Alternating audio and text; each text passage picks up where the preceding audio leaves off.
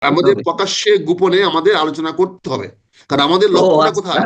অর্থাৎ এই বাংলাদেশের বিষয়টি স্বার্থ আলোচনার বিরোধী। জন্য গোপন বৈঠক, এই এটা বিষয়টি স্বাভাবিক আলোচনার জন্য গোপন গোপন বৈঠক। বৈঠক। না না, এটা তো স্বাভাবিক গোপন বৈঠক হবে, এগুলোকে প্রকাশ্য বৈঠক হবে না। আমি তো সরকার না। আমি শেষ করবো, আমি তো আমাদের চেষ্টা সময় করব একেবারে নেই। ভারতকে রাজি করাই। সাবেক সেনা কর্মকর্তা মেজর অবসরপ্রাপ্ত আখতারুজ্জামান, মেজর আখতারুজ্জামান, আপনাকে আমরা স্বাগত জানাচ্ছি।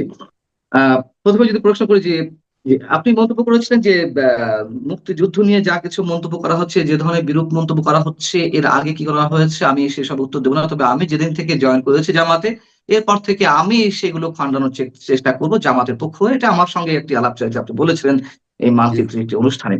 দেখলাম আপনি জয়েন করার পরে আবার অনেকে মন্তব্য করছেন জামাতের পক্ষ থেকে যারা নির্বাচন করছে, প্রার্থী হয়েছেন, তাদের পক্ষ থেকে বলা হচ্ছে একাত্তরের ইতিহাসের 90 ভাগই মিথ্যা।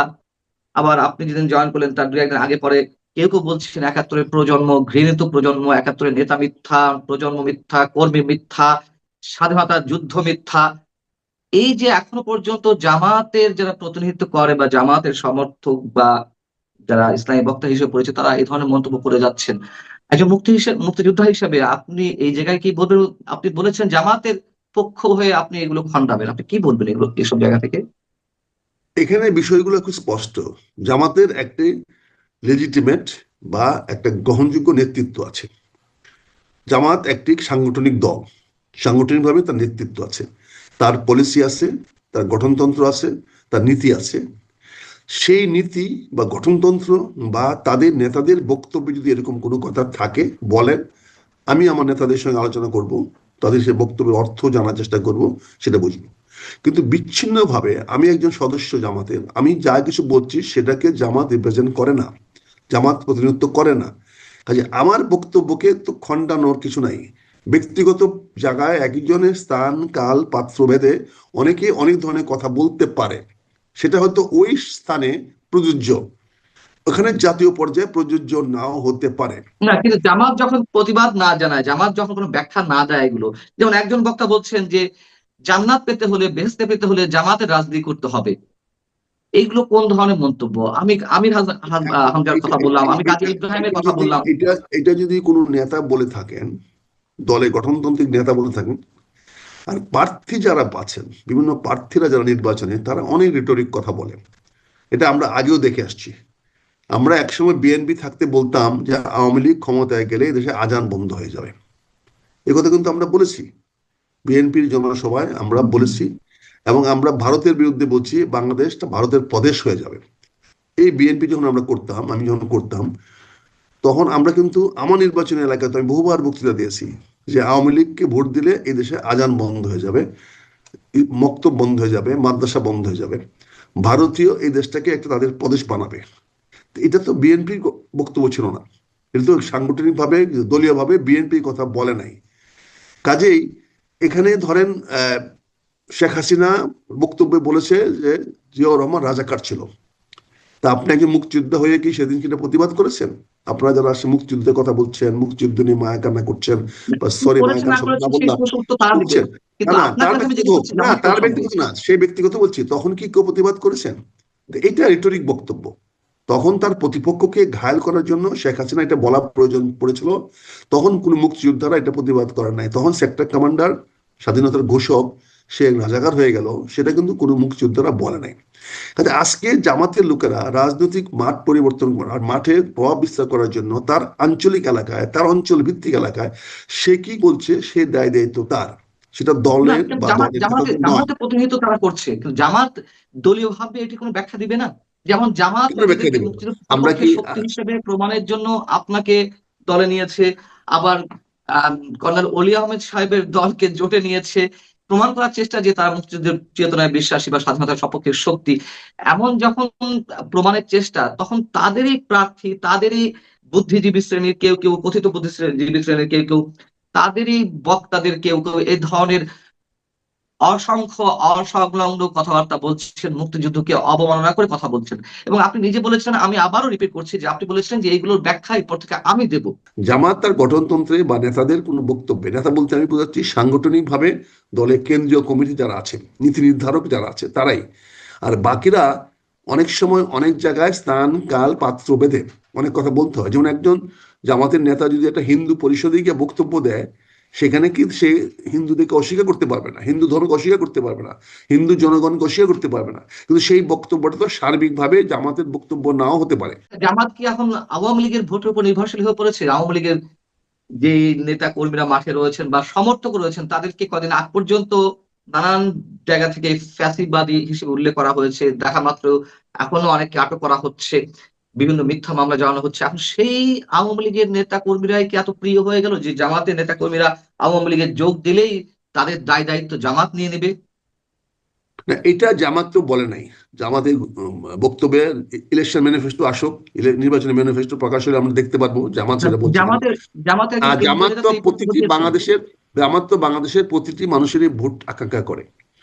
জামাত বাংলাদেশের প্রতিটি মানুষেরই, এমনকি শেখ হাসিনার ভোটটাও জামাত কামনা করে, কারণ সে একজন দেশের নাগরিক, সে এখনো পর্যন্ত ভোটার, কাজেই তার ভোটটিও জামাত কামনা করে।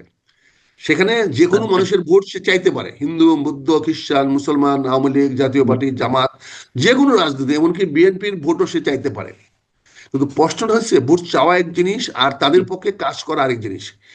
এখানে আওয়ামী লীগ এর বিচার হবে না বা বিচার হবে, এই ব্যাপারে তো জামাতের অবস্থান খুবই স্পষ্ট। যারাই বিগত সরকার আমলে অপরাধ করেছে, মানবতা বিরোধী অপরাধ করেছে, তাদের বিচার জামাত করতে ওয়াদাবদ্ধ, জাতির কাছে, জনগণের কাছে। জামাতের নেতারা এই কিন্তু কথা যারা বলছেন, নিরপরাধ, আওয়ামী লীগের কেউ যারা অপরাধ করে নাই, আওয়ামী লীগ করছে বলেই যে তাদের সবার বিচার করতে হবে, আওয়ামী লীগের সবাই তো আর অপরাধ করে নাই। যারা অপরাধ করেছে তাদের বিচার করতে হবে। আপনি দেখেন সুনামগঞ্জের মান্নান সাহেবকে জামিন দিয়ে দেওয়া হয়েছে। আপনি তো বিশ্বাস করেন সে আওয়ামী লীগ করলেও সে তো আওয়ামী লীগের সকল অপরাধের সঙ্গে সংশ্লিষ্ট ছিল না, সেখানে মান্নানকে দিছে। আপনি দেখেন সাবির হোসেন চৌধুরী আওয়ামী লীগ করে, তারপরে কিন্তু তাকে জামিন দেওয়া হয়েছে। আপনি দেখেন ইঞ্জিনিয়ার মুশাররফ হোসেন সীতাকুণ্ডের, তাকেও দেখেন জামিন দেওয়া হয়েছে। তার মানে আওয়ামী লীগের সবাইকে ঢালাওভাবে তো বন্দি করা হচ্ছে না, আটক করা হচ্ছে না। যারা অপরাধী নয় তাদের কিন্তু এই সরকারও তাদেরকে জামিন দিচ্ছে, তাদেরকে বিচারের আওতায় না আনা হচ্ছে না, না। আমি এখানে তীব্র প্রতিবাদ জানাচ্ছি। যারা অপরাধী নয়, যারা ফেক মামলায় আটক হয়েছেন তাদের জামিন দিচ্ছে না। অনেককে, মানে যে আওয়ামী লীগের সঙ্গে সম্পৃক্ত নয় এমন মানুষকেও আওয়ামী লীগ বানিয়ে মামলা দেওয়া হচ্ছে। মেয়ের সাথে ছেলের প্রেম, সত্যতা অসত্য, তাকে আবার আওয়ামী লীগ বানিয়ে মামলা দিয়ে দেওয়া হচ্ছে। গণহত্যা মামলায় তাদেরকে ফাঁসানো হচ্ছে। এরকম অনেক কিছু আছে। আপনি হয়তো বলছেন যে ধন্যবাদ। যারা আপনি নিরীহ। সাংবাদিক হিসেবে আপনার কাছে অনেক তথ্য থাকতে পারে। আমি ব্যক্তিগত অনুরোধ করব, যদি এরকম ফেক মিথ্যা মামলা কারোর নামে, শুধু আওয়ামী লীগ নয়, অন্য যে কোনো লোকের নামে যদি, এবং আপনার নামেও যদি থাকে, আমাকে যদি অবহিত করেন, আমি আমার দলীয় ফোরামে আলোচনা করব, কথা বলবো। আমরা চাই না, আমরা ন্যায় এবং ইনসাফ ভিত্তিতে সমাজ ব্যবস্থা চাই। সেখানে যদি কারো বিরুদ্ধে সরকার করেছে, আমরা তো করি নাই, জামাত তো করে নাই, যদি এই সরকার কাউকে ফেক বা মিথ্যা অপবাদে, মিথ্যা কেসে মামলা জড়িয়ে থাকে, আমি বিনীতভাবে আপনার মাধ্যমে অনুরোধ করব, আপনারা আমাকে যোগাযোগ করতে পারেন, আমাকে দিতে পারেন। আমি সেই মামলাগুলোকে যথাযথ আমি দলীয় ফোরামে নিয়ে যাব, বলবো। এবং আমাদের দলের দৃষ্টিভঙ্গি খুবই পরিষ্কার, সুস্পষ্ট। আমার বলতে আমি জামাত ইসলামের কথা বলছি। জামাত ইসলামের রাজনৈতিক বা বিচার ব্যবস্থা সুস্পষ্ট। সে বলেছে ন্যায় এবং ইনসাফ ভিত্তিতে মানুষের সমাজ ব্যবস্থা এবং রাষ্ট্র ব্যবস্থা গড়ে তোলা হবে। সেখানে বিনা অপরাধে কাউকে আটক রাখা যাবে না, এটা জামাত ইসলামের সুস্পষ্ট বিধান। এখন আপনি বর্তমান সরকার যদি কাউকে আটক রাখে, আমি বিনয়ের সঙ্গে আপনাকে বলবো, যদি রাখে, আপনার চোখে মনে হয়, আমার কাছে যদি আমি দেন, আমি তাদের পক্ষে লড়ার চেষ্টা করব। সে আওয়ামী লীগ করে কিনা, কোন দল করে কিনা, এটা আমার দেখার বিবেচ্য বিষয় নয়। আমি কিন্তু নিরপরাধী লোকের পক্ষে থাকবো, আজীবন থাকবো। নির্বাচন হচ্ছে এ বিষয়ে তো মোটামুটি আপনি নিশ্চিত নাকি? আমি তো আপনাকে আরো বোধহয় 6 মাস আগে বলেছি যে বলেছেন, নির্বাচন কিন্তু আপনি 6 মাস আগে ফেব্রুয়ারি মাসে হবে। বলেছিলেন। তখন তারিখটা বলতে ছা- পারতাম না, এখন সুস্পষ্ট বলতে পারি 12 ফেব্রুয়ারি নির্বাচন হবে। কিন্তু আপনি বলেছিলেন, কিন্তু 6 মাস আগে আবার এও বলেছিলেন আওয়ামী লীগের প্রতিষ্ঠা বার্ষিকী আগে যে আওয়ামী লীগ আজান দিয়ে চারদিক থেকে নামবে, এই সরকার বেকায়দায় পড়বে। কিন্তু সেটা তো আমরা প্রতিফলিত হতে দেখলাম না সম্ভবত। সেটা তো আওয়ামী লীগের ব্যর্থতা, আওয়ামী লীগের না, আপনি ব্যর্থতা। আওয়ামী বলেছিলেন, লীগ, আপনি হ্যাঁ, আমি বলেছিলেন, আপনি বলেছিলাম যে আওয়ামী লীগ এই প্রকাশ্যে বলেছেন। নির্বাচনে ঝাঁপাইয়া পড়বে, আসবে। তো সেটা আওয়ামী লীগের ব্যর্থতা। তারা যদি মাঠে না নামে, না আসে, তো আমাদের কিছু করার তো নেই। তবে আমার দৃঢ় বিশ্বাস, আওয়ামী লীগের প্রতিটি মানুষ ভোট কেন্দ্রে যাবে, ভোট দেবে। আওয়ামী লীগ ভোট পাগল মানুষ, ভোট পাগল লোক রাজনীতি করে, তারা ভোট দিবে। এখানে দুইটা ভোট দেওয়ার তার সুযোগ আছে। তাদের একটা হলো প্রার্থী না থাকলে, নির্বাচিত প্রার্থীকে প্রার্থী ভোট না দেওয়া। থাকলে কাকে ভোট দেবে? না হ্যাঁ, না, একটা এখানে তার দুইটা ভোট দেওয়ার সুযোগ আছে। একটা হলো তার প্রার্থীকে, তার মন মতো প্রার্থীকে ভোট না দিতে পারলে অনেক সময় তার পছন্দের প্রার্থীকে সে দিতে পারে, তার হয়তো নিজের দলের প্রার্থী নাও থাকতে পারে, অন্য কাউকে দিতে পারে, এটা অতীত আমরা দেখেছি, তারা দিয়েছে, স্বতন্ত্র দিয়েছে। আরেকটা এবার একটা একটা জাতীয় ঐক্যমতের উপর একটা ভোট হচ্ছে, হ্যাঁ এবং না ভোট, জাতীয় ঐক্যমত আমরা চাই কি চাই না। এখানে আওয়ামী লীগের সুস্পষ্ট ভোট দেওয়ার সুযোগ আছে। সে যদি জাতীয় কেন ঐক্যমত আওয়ামী লীগ ভোট দিবে? আওয়ামী লীগ কেন ভোট দিবে? আওয়ামী লীগ নেতাকর্মীরা কেন ভোট দিবে? তাদের দলকে কেন ভোট নির্বাচনের দিবে, থেকে কেন বাইরে রাখা ভোট হচ্ছে। দিবে, কেন ভোট দিবে সেটা তার কনসিডারেশন। কিন্তু আমি মনে করি যেহেতু এখানে একটা ঐক্যমতের পক্ষে এবং বিপক্ষে আছে, তারা তো ঐক্যমতের পক্ষে থাকতে পারে, ঐক্যমতের বিপক্ষে থাকতে পারে, এর বাইরে তো তারা কেউ তারা তো থাকতে পারে নাই, না। রাজনীতির মঞ্চে তো নাই, তো সেখানে আবার ঐকমত্যের আর বিষয়ে তারা বা নাই কারা, অনৈক্য নাই বিষয়ে কারা, তারা কি ভূমিকা সেখানে নেবে? সেখানে যারা নাই তারা তো বাংলাদেশে বা আওয়ামী লীগের 1% লোক না, ভেরি নেগলিজেবল পার্সেন্ট যারা নাই, বাকি সবাই তো এখানে আছে। আপনি আছেন না, আপনার বন্ধু বান্ধব আছে না, না, তাদের আওয়ামী লীগের মার্কাই সবাই না এখানে আছে। থাকে আওয়ামী লীগের। আমার প্রশ্ন হচ্ছে, আপনি ওইটা হাইপোথেটিক্যালি বলছেন, এখন তো যাদের অপ্রাসঙ্গিক, এখন মার্কাই নেই। এখন ধরেন, এখন এখন ধরেন শেখ হাসিনা নিজে অপ্রাসঙ্গিক, তো ওনার সঙ্গে ওনার মন্ত্রী পরিষদের প্রায় সবাই অপ্রাসঙ্গিক, তারা তো বাংলাদেশে কনসার্ন না। যারা লুটের সঙ্গে জড়িত ছিল, যারা অপকর্মের সঙ্গে জড়িত ছিল, তারা বাংলাদেশের রাজনীতিতে অপ্রাসঙ্গিক। তারা কি আসলো না, এতে কিছু হয় না। আগে যারা বাংলাদেশে আসবে, নাগরিকত্ব মানবে, আপনি জেলে গেছেন না, ওকে, আপনাকে জেলে আটকে রাখছে, জেল থেকে বেরিয়ে আসছেন না, আপনি ফেস করেন, আপনি ফেস করবেন না কেন? আপনার নিরপরাধ, নিরপরাধ বলে তো জেল থেকে বেরিয়ে আসছেন। আপনার প্রতি অন্যায় করা হয়েছে, অবিচার করা হয়েছে, আমরা কি বলি নাই? আমরা তো এই এই আপনার এই টিভি টক শোতে বলেছি, এই পুনিয়াকে জিজ্ঞাসা করেন, বলেছি, আমরা তো আপনার সঙ্গে সহমত জানিয়েছি। আমরা তো বলেছি পান্নাকে অন্যায়ভাবে তুমি গ্রেপ্তার করেছো, তুমি প্রতিহিংসা পরায়ণতা গ্রেপ্তার করেছো। পান্নার অধিকার আছে পক্ষে বলার, অধিকার আছে বিপক্ষে বলার। কেউ বিপক্ষে বললেই তাকে জেলে ঢুকাই দিতে হবে, আমরা এই রাজনীতিতে বিশ্বাস করি না। ফলে আপনার জন্য আমরা লড়েছি, হয়তো প্রকাশ্যে লড়ি না, হয়তো আপনাকে দেখাতে পারি না যে আমরা লড়েছি, কিন্তু যেখানে কথা বলা দরকার সেও লড়েছি। এখনো আমি বিশ্বাস করি যদি আমার আওয়ামী ঠিক লীগের আছে, কোন কিন্তু নিরপরাধ, আমাদের তো আরো অনেক পান্না, এখন নিরাপরাধ অনেক পান্না জেলবন্দি হয়ে আছে, হয়তো তাদের পক্ষে কথা বলার মানুষ নেই, তাদের হয়তো আপনারা চিনেন না, আমরা না চিনি না, আমি কিন্তু এরকম আমি মাসের পর ধরেন মাস তারা জেল খাটছেন। ধরেন- আমি ধরেন যদি আমি দুইটা নাম দিয়ে বলি, আমি আমাদের 71-এর বাবু, আমি যদি বলি আমার শ্যামলদা, তাদেরকে রাজনৈতিক ভাবে, সাংবাদিকত ভাবে তারা কি নিরপেক্ষ ছিল, বা তারা কি অনেক অপরাধের চক্রে তারা জড়িত ছিল না? তো এখন তাদের সঙ্গে যদি আপনাকে জড়িয়ে ফেলেন, বা আপনার মতো হ্যাঁ, সাংবাদিকদের, কিন্তু তাদের আপনি থেকে অন্য নির্ভয়ে একটা কথা কথা কি বলেছেন, পাচ্ছে। আপনি হয়তো আমার পক্ষে বলেন নাই, কিন্তু জি, আপনাকে আমি শত্রু বানিয়েছি বিপক্ষে বলছি বলে। কিন্তু না, যারা আমার প্রশ্ন বিভিন্ন, হচ্ছে যে আমি আপনার একটা যখন নাম দিয়ে বললাম, আমি সরি, সাংবাদিক। নাম দিতে আমার বলা জি, ঠিক হয় নাই, তারপরে কেন বললাম, হুম, একটা উদাহরণ দেওয়ার জন্য। আমি এখনো স্পষ্ট বলছি, সাংবাদিক বলেন, পেশাজীবী বলেন, যে কোনো নাগরিক বলেন বাংলাদেশে, যদি আপনার দৃষ্টিতে মনে হয় সে নিরপরাধ এবং তাকে অন্যায়ভাবে আটক করে রাখা হয়েছে, এবং এই সরকারের বিপক্ষে কথা বলেছে বলে বা আন্দোলনের বিপক্ষে কথা বলেছে বলে তাদেরকে রেখেছে, কিন্তু তারা কোনো লুটপাট, অত্যাচার, অনাচার, মানবতা বিরোধী কোনো অপরাধের সঙ্গে জড়িত নয়, এমন যার নাম বলেন, আমি আপনাকে কথা দিচ্ছি তার জন্য আমি লড়বো, আমার দলের না, কাছে আমি এই লড়বো, জিনিসটা আমার একটু আমি দলকে বলে বলবো। রাখি, একটু নোট দিয়ে রাখি, আমি আর এই বিষয়টি কন্টিনিউ করতে চাই না। যাদের কথা বলেন সাংবাদিক মুজিবুর বাবু বা সাংবাদিক শ্যামল দত্ত, তারা একটা বিশেষ দলের হয়ে কথা বলেছেন বা চাটুকারিতা করেছেন, যেভাবে বলি, তার জন্য বিভিন্ন ধরনের আইন আছে, কিন্তু হত্যা মামলায় কেন দিতে হবে? এটাই তার বড় অভিযোগ, তাই না? তো এটা হলো আমাদের পুলিশের দুর্বলতা। আমাদের পুলিশগুলো তো বাংলাদেশের জনগণের পক্ষে কখনোই কাজ করে না, অতীতও কাজ করে নাই, এখনো কাজ করতেছে না। আমাদের পুলিশটা বাংলাদেশে একটা বড় অপশক্তি হয়ে গেছে।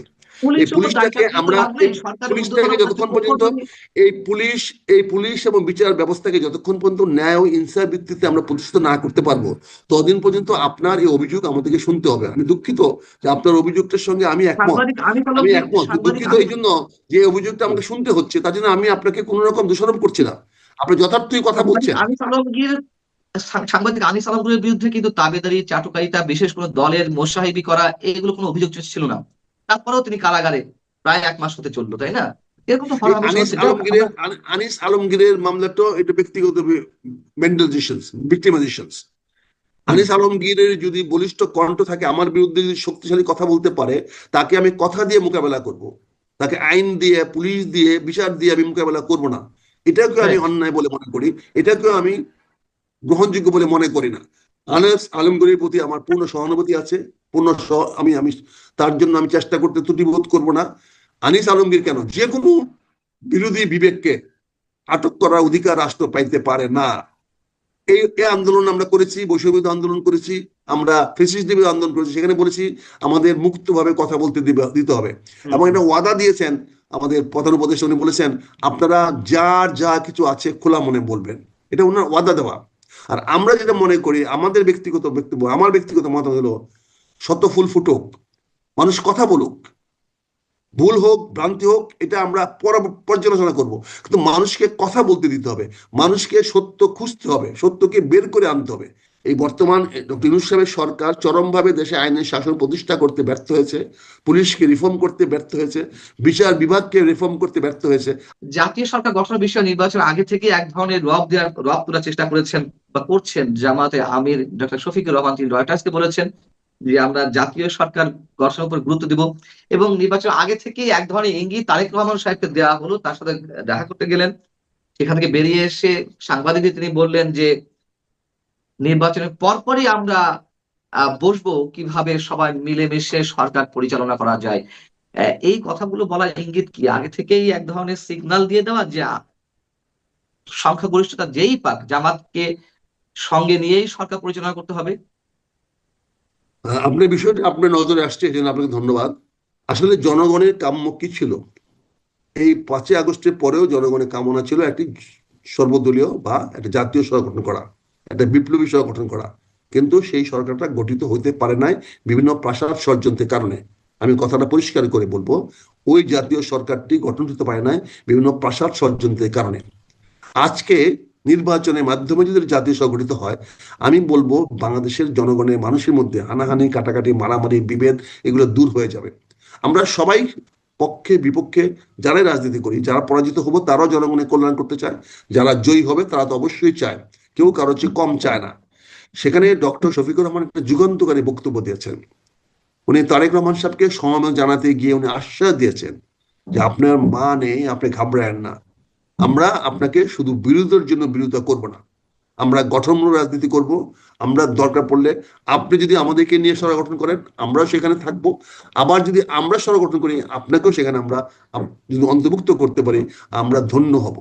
এই যে একটা মানসিকতা, এই যে একটা মনোভাব, আমি মনে করি এটা যুগান্তকারী পদক্ষেপ নিয়েছেন শফিকুর রহমান সাহেব। ওনার যে সৎসাহস, উনি যে আজকে এই নির্বাচনের প্রাক্কালে এই কথাটা বলতে পেরেছেন, আমার মনে হয় এটাকে আমাদের ইতিবাচকভাবে দেখা উচিত। একটা জাতীয় সরকার যদি গঠন করতে পারি তাহলে চিন্তা করে দেখেন দেশটি আগামী 5 বছর যদি শান্তি শৃঙ্খলার মধ্যে পরিচালিত হয়, সেখানে কিন্তু অনেক জাতীয় সরকার, সমস্যার সমাধান হয়ে যাবে। ঐক্যমত্যের সরকার তো আমরা আওয়ামী লীগের সময় দেখেছি, 96-তেও দেখেছি, 2008-9-এর মানে পরে যে সরকার গঠিত হয়েছে সেখানেও দেখেছি বিভিন্ন দলকে একটা একটা করে মন্ত্রিত্ব দিয়ে সেটাকে ঐক্যমত্য সরকার বলা হয়েছে, জাতীয় সরকারের পর্যায়ে নিয়ে যাওয়ার কথা বলা হয়েছে। এই ধরনের জাতীয় সরকার দিয়ে আসলে লাভ কি? জামাত জাতীয় সরকারে ছিল, জামাত বিরোধী দলে ছিল, এখন জামাত জাতীয় পার্টির কথা বলছে, এখন জামাত বিরোধী দলে থাকতে চায়, জামাত সরকারি দলে থাকতে চায়। এই যে একটা না, পর্যাবরণ আমার মার্কা অবস্থা, না, আমরা এগুলি এখানে কি হয় আসলে? আপনাকে বিনয়ের সঙ্গে বলছি পান্না ভাই, জি জি। অতীত আপনি দেখেছেন বলেই তো অতীত থেকে আমরা ইমপ্রুভ করতে চাই। অতীতটা সন্তোষজনক ছিল না বলেই অতীত জি। থেকে আমরা পরিবর্তন করে পরিবর্তন করতে চাই। আগামী দিনে আমাদের পরিবর্তনের আকাঙ্ক্ষাটা হলো যে আমরা জনগণকে বিভাজিত করব না, জনগণকে বিভক্ত করব না, আমরা জনগণকে ঐক্যবদ্ধ করে, আমরা শুধু মন্ত্রী পরিষদ বন্টন এই করেই কথা। সরকারের ঐক্যবদ্ধ হব না। আমরা এখানে জনগণের কল্যাণের জন্য জনগণকে ঐক্যবদ্ধ করে আমরা একটা জাতীয় সরকার গঠন করতে চাই, যে জাতীয় সরকার বাংলাদেশের জনগণের কল্যাণ নিশ্চিত করব। আমরা বিরোধিতার জন্য বিরোধিতা করব না, কারো পক্ষে বিপক্ষে আমরা গালাগালি বা এরকম করবো না। এই বক্তব্য এখানে সবাই একটা, দেয়। না না, সেই সব দলের প্রতিশ্রুতিটা আমরা, রাজনৈতিক বক্তব্য। এই প্রতিশ্রুতিটা আমরা হ্যাঁ। দিচ্ছি না, প্রতিশ্রুতি আমরা দিচ্ছি না, আমরা অভিপ্রায় ব্যক্ত করছি। জি, ভারত বিরোধিতা জামায়াতের মতন আরো অনেক রাজনৈতিক দলের একটা রাজনৈতিক পুঁজি। সেই ভারত বিরোধ, ভারতের বিরুদ্ধে যে ধরনের স্লোগান আমরা গত 16 মাসে শুনলাম, ভারতের আধিপত্যবাদের বিরুদ্ধে যে বক্তব্যগুলো শুনলাম, ভারত আক্রমণ করার কথাও বলা হয় বিভিন্ন, এবং জামাতের বিভিন্ন যে পর্যায় থেকে ভারত বিরোধী অনেক ধরনের অভিযোগ, অনেক ধরনের বক্তব্য আমরা এই 16 মাসে শুনেছি তীব্র আকারে। সেই ভারতের কূটনীতিকরা যখন কথা বলেন বা বৈঠক করেন জামাতের আমিরের সঙ্গে এবং সেটি গোপন রাখা হয়, সেটিকে আপনি কিভাবে ডিফেন্ড করবেন? দেখেন, আমরা ভারতের পক্ষেও না, ভারতের বিপক্ষেও না। কেন ভারতের ভারত, বিরুদ্ধে তো, ভারতের আধিপত্যবাদের বিরুদ্ধে আপনার স্লোগান দিয়ে যাচ্ছে, আপনার দল আমি স্লোগান দিয়ে যাচ্ছে। আধিপত্যবাদের বিরুদ্ধে, হিন্দুত্ববাদের বিরুদ্ধে, আমি ভারতের বিপক্ষে নই। ভারত আমার নিকট প্রতিবেশী, চারপাশে প্রতিবেশী। আমি ভারতের হিন্দুত্ববাদের বিরোধী, আমি বাংলাদেশে ভারতের হিন্দুত্ববাদের প্রভাব বা হিন্দুত্ববাদের বিস্তৃত হতে দিব না। এটা জীবন দিয়ে হলেও আমরা প্রতিহত করব। ভারতের হিন্দুত্ববাদের প্রভাব বাংলাদেশে আমরা হতে দিব না। কিন্তু আমরা কোনো অবস্থাতেই 140 কোটি ভারতবাসীর বিপক্ষে নই। আমরা ভারতের বিপক্ষে নই, আবার আমরা ভারতের পক্ষ নই। আমরা আমাদের স্বার্থের পক্ষে, আমরা বাংলাদেশের জনগণের স্বার্থের পক্ষে। আমরা বাংলাদেশের জনগণের স্বার্থ হানি করে ভারত কেন পৃথিবীর কোন দেশের সঙ্গে বন্ধুত্ব করতে পারবো না। জয়শঙ্কর সাহেব স্বাগত জানাই, ওনাকে ধন্যবাদ জানাই। ভারতের সরকারকে অত্যন্ত সাধুবাদ জানাই, তারা দেশমাতা খালেদা জিয়ার মৃত্যুতে শোক জানিয়েছেন, তার পাশে এসে দাঁড়িয়েছেন। এমনকি তাদের তাদের মানে প্রতিরক্ষা মন্ত্রী নিজে পর্যন্ত বাণী দিয়েছেন। সেখানে পররাষ্ট্র প্রতিরক্ষা মন্ত্রী আসার পরে আর কিছু বাকি থাকে না। প্রধানমন্ত্রী তো আমরা কামনা করতে পারলেও আমরা এতটুকু আশা করি না। তারপরে ভারত যেটুকু দিয়েছে আমরা ধন্যবাদ জানাই, সাধুবাদ জানাই। কিন্তু একটা জিনিস ভুলে গেলে চলবে না, ভারত কিন্তু এখনো বাংলাদেশের স্বার্থ বিরোধী কাজ করে যাচ্ছে। যেমন ধরেন, আমার কাছে আপনার কাছে ভালো নাও লাগতে পারে, কিন্তু বাংলাদেশের জনগণ অনেক কিছুর জন্য শেখ হাসিনাকে দায়ী করে। বাংলাদেশের আদালত তাকে মৃত্যুদণ্ড দিয়েছে। তারপর আবার তাকে সেই ভারতের প্রতিনিধির সঙ্গে কেন বৈঠক? না, সেই জন্য তারপরেও বলছি, জামাতে আমিরের কেন সেই বৈঠক জন্য বলছি, ভারতের প্রতিনিধির সেই জন্য সঙ্গে? আমি কথাটা শেষ করতে দেন। জি। সেই ভারতের আমাদের মৃত্যুদণ্ডপ্রাপ্ত আসামি ভারতে আছে, কাজে সেই বিষয়ে আমাদের তো কথা বলতে হবে। তাকে সেখান থেকে ও, আনার ব্যবস্থা বৈঠক কি এই করতে হবে, কারণে ছিল? দলমত নির্বিশেষে সবাইকে বলতে হবে। জি, সেখানে আমাদের আমাদের কি করতে আমাদের হবে? প্রকাশ্যে গোপনে আমাদের আলোচনা করতে হবে, কারণ আমাদের ও লক্ষ্যটা আচ্ছা, কোথায়। অর্থাৎ এই বাংলাদেশের বিষয়টি স্বার্থ আলোচনার বিরোধী। জন্য গোপন বৈঠক? এই এটা বিষয়টি স্বাভাবিক আলোচনার জন্য গোপন গোপন বৈঠক। বৈঠক? না না, এটা তো স্বাভাবিক গোপন বৈঠক হবে, এগুলোকে প্রকাশ্য বৈঠক হবে না। আমি তো জি, আমি তো সরকার না। আমরা শেষ করবো, আমি তো আমাদের চেষ্টা সময় করব একেবারে নেই। ভারতকে রাজি করাইতে যে তোমার সঙ্গে বন্ধুত্ব আমার ভালো হয়ে যাবে। জি, জি, তুমি অনেক বাংলাদেশের ধন্যবাদ, জনগণের স্বার্থ বিরোধী যারা, তাদেরকে আশ্রয় দিও না। এই অনেক বক্তব্যটা তো অনেক আমাকে ধন্যবাদ ভারতকে আপনাকে, বলতে যেমন হবে। আমাকে আপনাকে আমাদের হাতে সময় একেবারে নেই। অনেক অনেক অনেক ভালো থাকুন অনেক আপনি, ধন্যবাদ। ভালো থাকুন প্রিয় দর্শক। আপনারাও। শেষ করছি, আল্লাহ হাফিজ।